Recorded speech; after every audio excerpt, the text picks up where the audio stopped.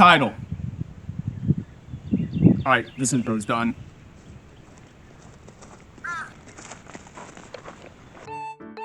Alright, I took out this cabinet right here. Yeah, that's kind of all I did. Yep. Alright, taking out this goddamn water heater so I can get to the rest of this black mold. First I gotta disconnect from the propane.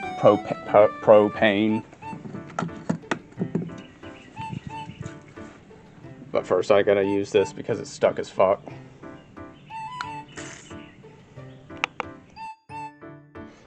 Alright, so got the propane fucker off.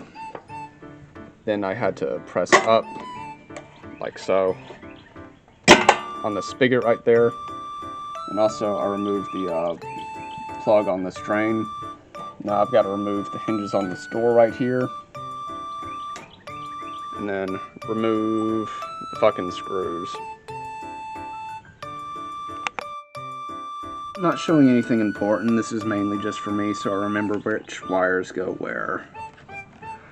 Orange to brown. Blue to blue. And then white to green.